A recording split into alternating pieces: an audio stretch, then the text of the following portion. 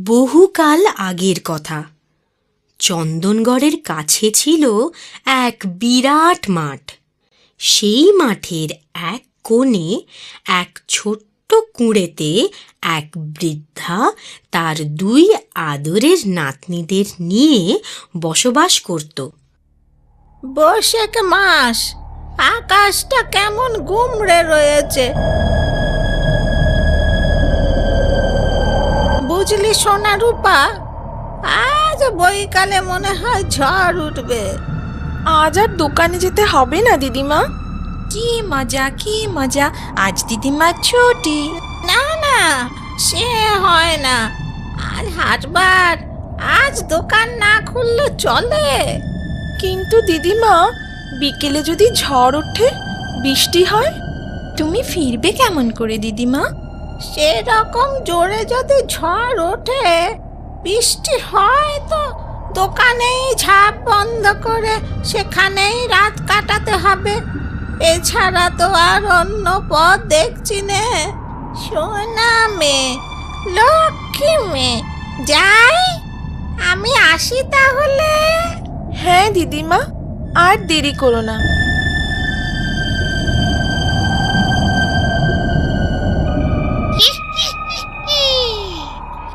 আজ ভারী মজা হবে।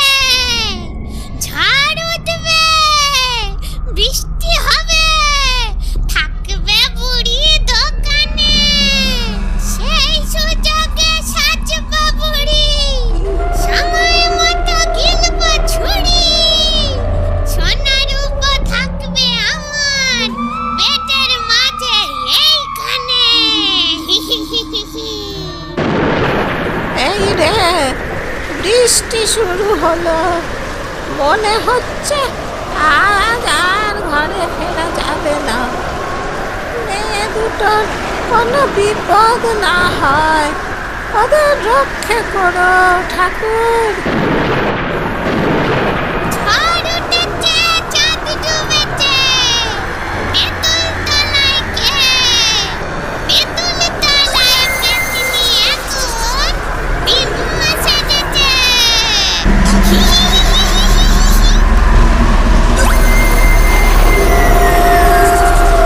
সোনা, রূপা, দরজা খোল মা। এই যাই দিদিমা। এ কি, একদম ভিজে গেছো যে। ঘরে এসে হাত পা মুছো। একটু কাছে আয় সোনা মা, একটা পায়ে আর চলতে পারি নে। একটা পায়ে কেন? তোমার আরেকটা পায়ের কি হলো? আর একটা পায়ে বড্ড লেগেছে রে, তাই পা গুটিয়ে আছি। আহারে, কি করে লাগলো গো দিদিমা? আর বলিস নে, এমন ঝড় উঠলো, ঝড়ের দাপটে একটা গাছ উপড়ে পড়বি তো পর, আমার ঠ্যাংটার উপর পড়লো। ইস, খুব লেগেছে তাহলে। গরম তেল মালিশ করে দেব, আরাম লাগবে। ওরে না না, তোরা ব্যস্ত হোস না।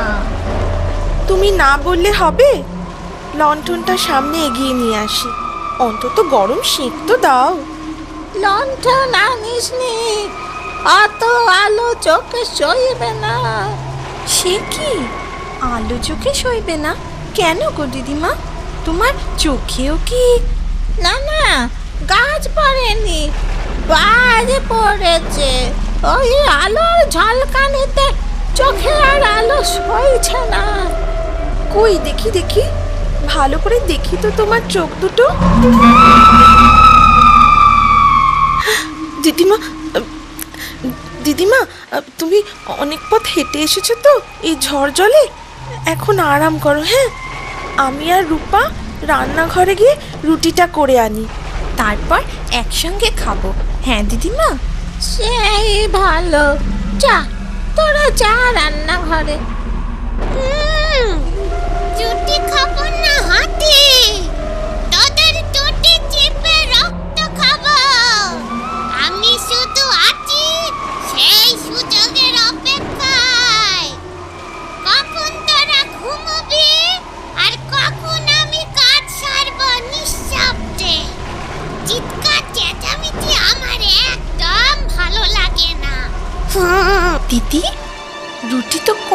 আছে? তুই আবার রুটি করবি বললি? আহ, আস্তে আস্তে, শুনতে পাবে যে। কে শুনতে পাবে রে দিদি? চুপি চুপি কানে কানে শোন। এ আমাদের দিদিমা নয়।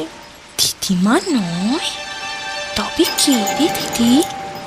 দিদিমা গল্প করতো না, তেঁতুল গাছে একটা পেতনি থাকে, ওই পেতনিটার নাকি একটাই পা। একটা পা? তবে দিদিমার রূপ ধরে এ কি সেই পেতনি নাকি রে দিদি? আমার তো তাই সন্দেহ হয়। আমার বড্ড ভয় করছে রে দিদি। এখন ভয় পেলে চলবে? যা বলছি শোন। এ দুটো রান্না করে গেল, ওই গরম রুটির গন্ধটা বেরোচ্ছে না। কি করছে ওরা? দিদিমা, রূপার শরীরটা না ভালো না, কিরকম গা বমি বমি করছে। চল চল, বাইরে চল, ঘর নোংরা করিস না। এই ঝড় জলে বাইরে গিয়ে কাজ নেই। ঘরে? ই মা, নাকে গন্ধ লাগবে যে। বাইরে দাওয়ায় দাঁড়িয়ে বমি করলে হয় না?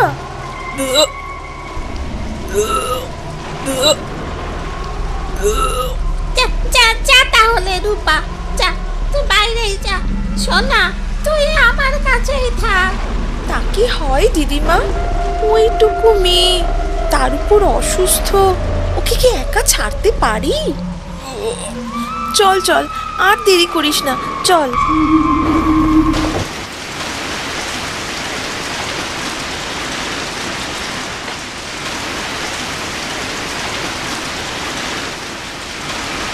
এ দুটো বাইরে গেল, আর ফিরল না তো।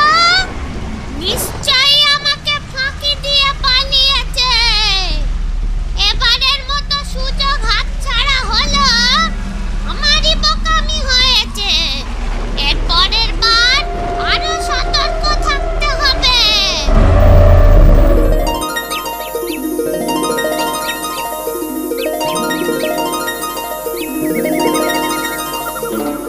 আহারে, ফুলের মতো দুটি মেয়ে নিশ্চয়ই ভয় পেয়েছিল। আগে জ্ঞান তো ফেরাই, তারপর ওদের মুখেই শোনা যাবে কোথায় থাকে আর কি বা হয়েছিল ওদের।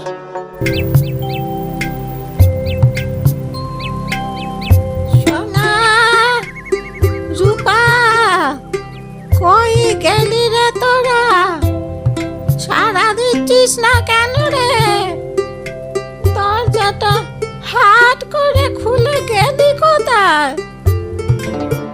ঘরে ফিরে তোমাদের দেখতে না পেয়ে দিদিমা নিশ্চয়ই কান্না জুড়ে দিয়েছে। আমরা দু বোন হলাম দিদিমার চোখের মনি, কাঁদবে তো বটেই। তবে ঘরে পৌঁছতে আর বেশি দেরি নেই। আরে, ওই তো দিদিমা, আমাদের খুঁজতে পাগলের মতো এদিকেই আসছে। সোনার উপর গলা মনে হচ্ছে, মনের ভুল নয় তো? আমরা ভালো আছি দিদিমা, পেতনি আমাদের কিচ্ছু ক্ষতি করতে পারেনি। সোনা, রূপা, আয় বাচ্চারা, কাছে আয়। কি সর্বনেশে কাণ্ড! আর কখনো আমি তোদের একলা রেখে দোকানে রাত কাটাবো না, সে যতই ঝড় হোক আর জল হোক। তা বাইরে রাত না কাটালেও অমনি একটা ফন্দি করে পেতনিটাকে ফাঁদে ফেলতেই হবে। ওকে জব্দ করতে হবে না? ওকে জব্দ করা যাবে? যাবে যাবে। কিভাবে পীর বাবা? তোমাদের আবার সাহসের পরিচয় দিতে হবে। আমি সব শিখিয়ে দিচ্ছি। এই এই কুজোটায় ভরা আছে মন্ত্রপুত জল, এর অনেক শক্তি। এই মন্ত্রপুত জলেই শায়েস্তা হবে শয়তান পেতনি। কিন্তু সাবধান, যেমনটি শিখিয়ে দেব ঠিক তেমনটি করবে। দিদিমা, আপনাকেও কাজে লাগবে। পেতনিটা যেন কিছু আঁচ করতে না পারে, জানলে সর্বনাশ। ও এই কুজোটা ফাটিয়ে ফেলবে, আর তোমাদেরও কাউকে ছাড়বে না। করতে হবে আমাদের? বলছি, মন দিয়ে শোনো সকলে।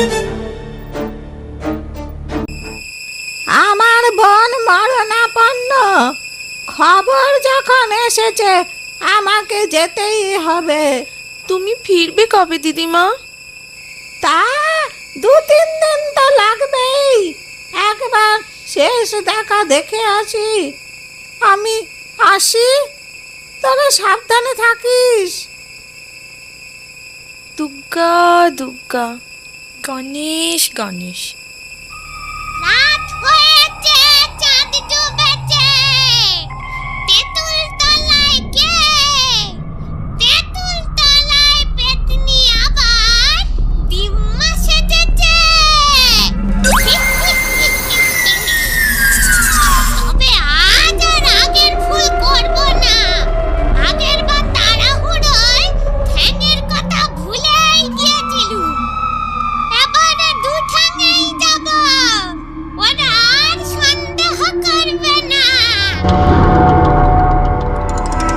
হ্যাঁ, এইবারে ঠিক আছে। আজ ভুলিয়ে ভালিয়ে ঘুম পাড়িয়ে তারপরে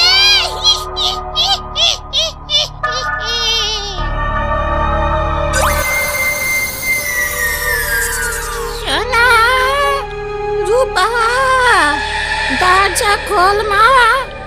আমি তোদের দিদিমা। দিদিমা না হাতি? আমরা জানি তুমি পেতনি। আমাদের আর বোকা বানাতে পারবে না। কি মুশকিল! আরে, আমার বোনের বয়স হয়েছে। সে থাকলে কি আর না থাকলেই বাকি। আমিও তো পা বাড়িয়ে আছি। কদিন বাদে ওপরেই দুজনের দেখা হবে। কিন্তু যতদিন বেঁচে আছি তোদের তো সামলে রাখতে হবে। এই ভেবেই ফিরে এলুম। খোল মা, তাড়াতাড়ি দরজাটা খোল। মা, সত্যি সত্যি তো তুমি দিদিমা? আমরা যেন বিশ্বাসই করতে পারছি না। আমরা ভেবেছিলাম ওই এক পেয়ে ল্যাংড়া পেতনিটা। হ্যাঁ গো দিদিমা, যখন দেখলাম তোমার দুটো পা, তখন বুঝলাম তুমি আমাদের আসল দিদিমা। মাথার ওপরে ওই কুঁজোটায় কি আছে রে সোনা? সে কি তুমি জানো না? আগের দিন তো খেয়াল করিনি। আগের দিন মানে?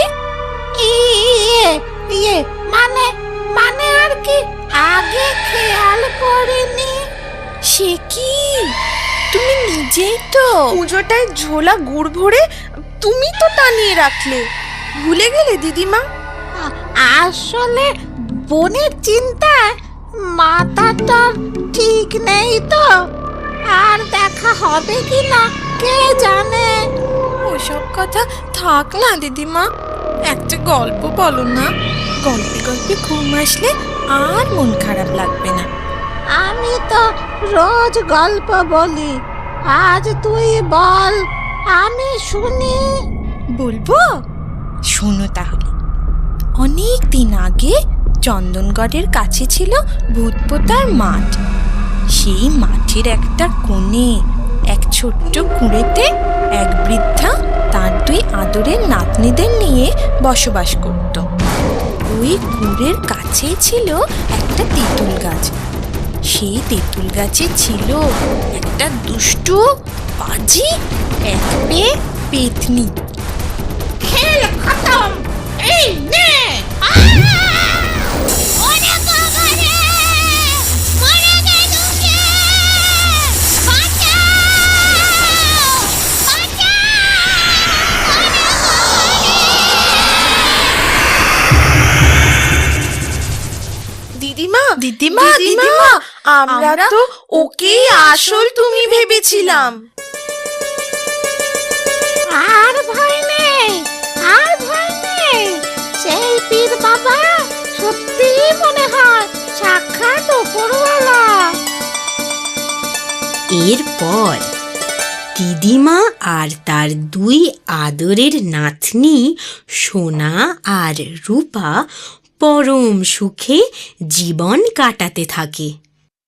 আমার কথাটি ফুরলো, লুটে গাছটি মুড়লো।